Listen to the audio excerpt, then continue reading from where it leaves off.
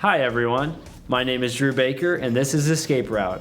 In this show, I'm going to take my favorite video games and I'm going to find ways to go out of bounds inside the game. In that process, I will be traveling to areas that you, the player, were never supposed to be. Today, let's break some boundaries. I'm going to be looking at a Wii U exclusive game that you might know of, called Splatoon. And if you don't know, Splatoon is a wild Nintendo fever dream that puts you in the shoes of an Inkling.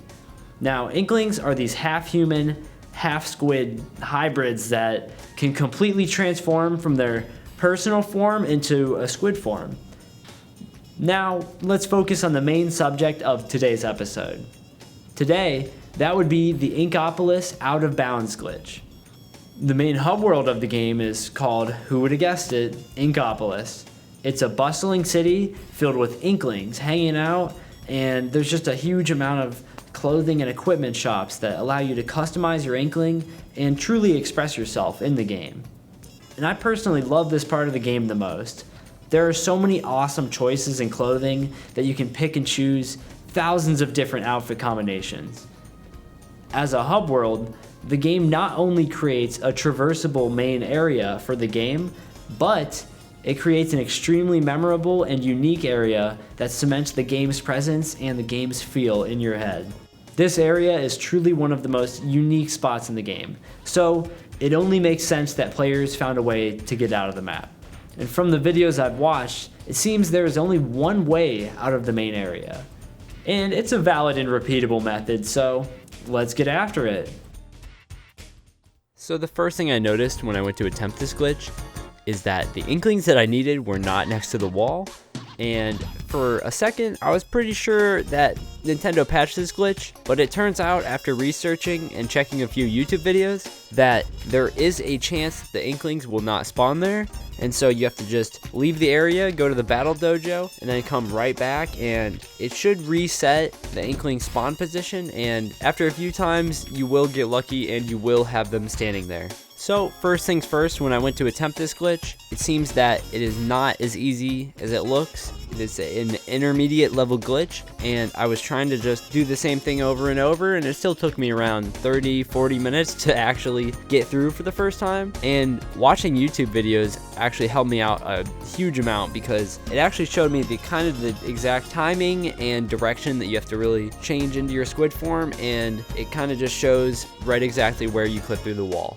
Now, first thing I did when I clipped through the wall, I felt amazing, and I was like, yes, I finally did the glitch, and then I immediately fell off the map. So it turns out there is a barrier right by the train station right here, where as soon as you step over it, you will fall off and you will be spawned back to the main area.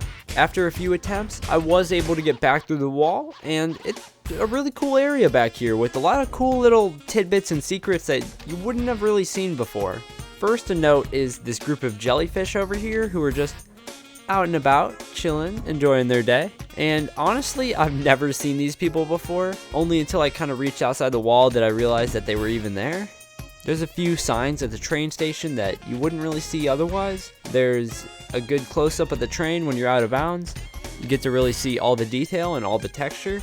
And if you keep heading left, you are able to go behind the amiibo structure that the game utilizes to interact with the amiibo in real life. And you can see that it is textured on the back, and it's kind of cool because it's like a real amiibo, but the text at the bottom is actually the Inkling like squid text. So that's a pretty cool little detail. You wouldn't have really noticed until you glitched out of bounds, so it's cool to just see something like that and see that Nintendo knows that even though the back of this isn't shown to 80% of players, that they know that it needs to be textured anyway, because somebody will find it and be like, why didn't you texture this? Continuing on, there's a few little drawings on the wall that are pretty cool, a few ink drawings and a kind of a cool drawing of an Inkling. And if you keep continuing, you can get behind the entrance to the Octo Valley, and you can also see that pretty much everything back here is really detailed. Almost everything in this whole area is completely detailed.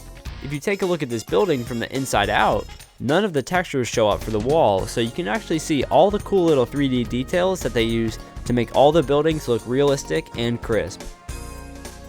Alright folks, if you enjoyed this episode, feel free to tweet me at ZTV Goofing Off with the hashtag #EscapeRoute. I'd like to thank you for watching, and I hope you enjoyed reaching out of bounds in Splatoon.